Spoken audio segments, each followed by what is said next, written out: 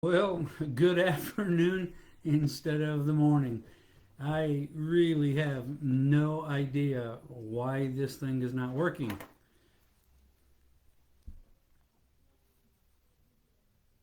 Okay, it must be working now. So let me just go like it's working. I want to ask you a question. Do you have eyes that make a difference? I'm not talking about eyelashes or the color of your eyes. What I mean by that is this.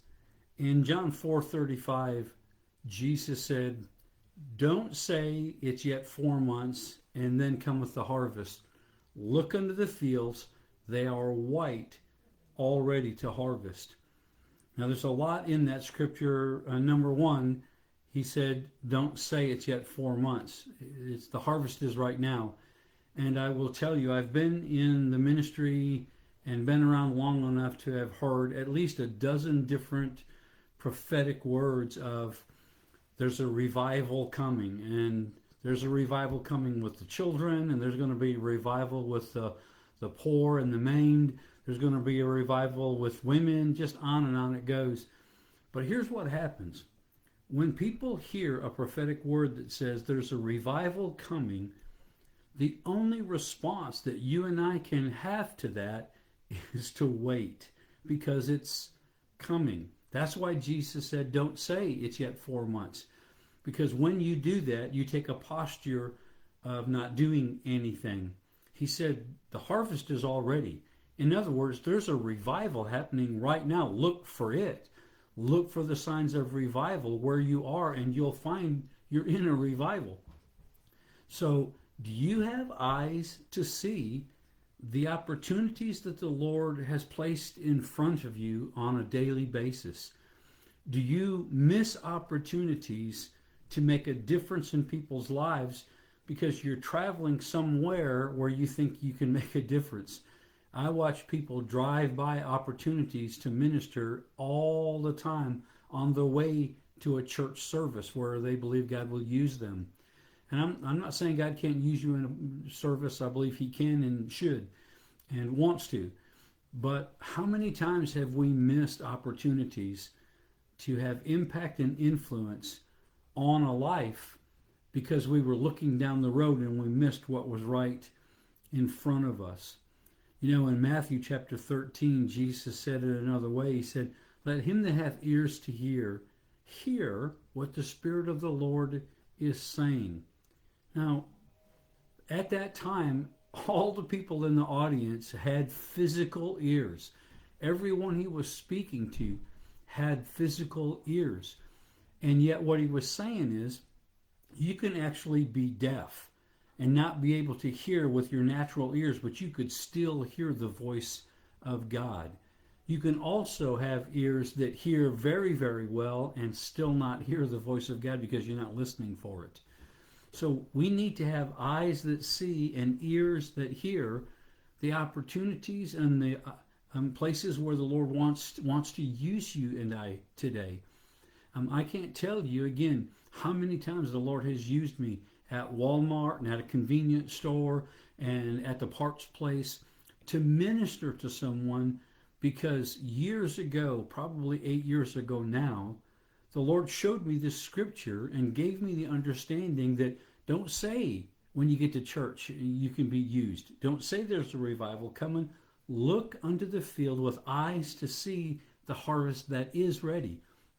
So I've begun to make that a matter of my prayer life, to continually ask the Lord to show me, for me to have eyes to see the opportunities that are set before me. And I will tell you what I have found is the Lord puts opportunities for you and I every single day, multiple opportunities many times for you and I to make a difference, but we can't see it because we're not looking for it. Now, my wife and my children, we used to take long trips in a car, road trips, because we couldn't afford planes. We just loaded up in a car and we would go to Florida or we would go to California. And when we would be driving, we would all see the same piece of property. And my wife would say, "Did you see that house? It looks so inviting." She said, I love that front porch. And by the way, I'm going to make her a front porch someday. Our house is going to need to make some adjustments to make that happen, but I'm going to make that happen because she loves a front porch. To her, it's inviting. And so she would say, this house looks so welcoming. I could just see myself sitting on that porch, drinking tea and talking with our friends. My daughter could have cared less at the time about the house. She would say, did you see that beautiful Palomino horse in the back by the barn? And I would say, did you see that set of deer woods? I know they see deer every night coming up to the backyard. We all saw the same picture, but we saw different things because of our eyes were trained to look for. When you get a new vehicle, I mean, I just got a new vehicle and it's a beautiful blue color, and I can't believe how many trucks are the same color as mine. But I didn't notice it until I started looking for it. And so you can have eyes to see in the natural. You might have 20/20 vision and miss opportunities every day because you aren't intentional about looking for opportunities. I've shared the stories before, but I've been at Walmart, and you don't have to be exceptionally spiritual to see people who are in need. You know, I've seen ladies with their mascara run in, and they have look like black tears. They look like Alice Cooper in the female form. If you don't know who Alice Cooper is, Google it. It was a wild time. But it doesn't take a rocket scientist to see that, see the red cheeks and the puffy eyes, and know they've been crying. Something bad has happened in their life. And so I have eyes to see. And so I will just walk up and say, I know you don't know me, but it's obvious you've been crying. Is there something I can pray for? And those people would just open up and tell me their story. And I don't have the ability to fix many of the things that people have told me, but I serve a God that does. And just praying for those individuals has changed their lives. You know, I've been at a convenience store and see individuals who are an obvious need and just walk up to them, and I didn't even hear the voice of God. I didn't have a booming sound. I didn't see something written in the sky. There was just a knowing in my heart. The Spirit was speaking to me. Reach out to that individual and to have opportunity to just even encourage them. So I believe every day the Lord gives you opportunities, but do you have eyes to see? And do you have ears to hear? Many times we hear the words that people are saying, but do we hear what they're actually communicating? Like many times in counseling, a wife will say to me, we never go out to eat anymore. And I brace because I know every time the man's going to have a response. That's not true. We went out to eat last 3 months ago when Burger King had that 2-for-1 sale. Well, she did say we never go out anymore, but what she was really saying is we don't spend any quality time together anymore. We used to go out and sit across the table from one another and visit and have fun, and we just don't do that anymore. So we have ears to hear, but are we actually in tune to listening to what people are actually saying from their heart versus just the words that they're using? You know, I've taught many times, but there are 3 levels of listening, and most of the people you and I are connected to listen at a level 1. And when you listen at a level 1, you listen for you.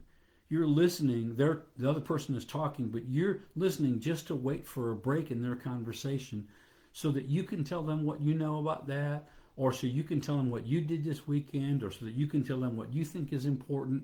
We're listening for us. We're not listening for them at all. That's level 1. Level 2 is when you're listening for the information. You care about what they're saying. And you can repeat the facts, you can repeat the stories, but you might not actually be able to hear what's going on below that. And most of us have to really work hard, and I'm working at it on a regular basis, to be a good listener, a quality listener, someone who listens for more than the facts, listens for more than a time for them to stop so I can tell them what I think is important, but listening to people's heart and their intent and their what's hurting on the inside and what's really going on. And so I have ears to hear, but the Lord is helping me. He's training me to have ears to hear what's really being said. And many times I've found that there are opportunities for me to impact a life because I chose to listen well. You know, most of the time people will ask you, how are you doing? And if you actually tell them, they'll walk away. They don't really care how you're doing. It's the polite thing to say. I have found when I ask somebody and they look at me, I say, no, tell me how you doing. And when they begin to share with me, they're just honest. I'm really struggling with my faith, or I'm really struggling with my marriage, or man, I don't know what I'm going to do about this job situation. And just because I will take the time to listen many times, it's not even a long time, but it's intentional time of listening well. I have had people look at me and say, thank you so much for just letting me talk to you. I feel better already. And part of what happens when you listen well is you communicate value to people. Because you and I don't listen to things we don't value.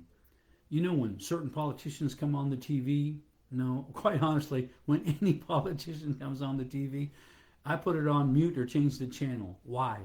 I don't value what those people have to say. But when people I love, people I value, my pastor and others are speaking, I turn the volume up and I ask others to be quiet so I can hear. Why? I value what they have to say. When you and I have ears to hear what the Spirit of the Lord is saying and what the other individuals around us are actually trying to communicate, we communicate value and we have the opportunity to truly have impact in their life because we're one of the few people who've ever demonstrated we care about what those people have to say. So I apologize. I tried early this morning to do this on my regular time, and for whatever reason, it just did not copy. It's very, very frustrating to me. But I hope this took, and I hope this blesses you. If you think this will help somebody you're connected to, or you just want to help me get the word out, would you click share and send it to somebody else today? And together, we'll change thousands of lives. I love you all so much. Appreciate you. Look forward to seeing you next week.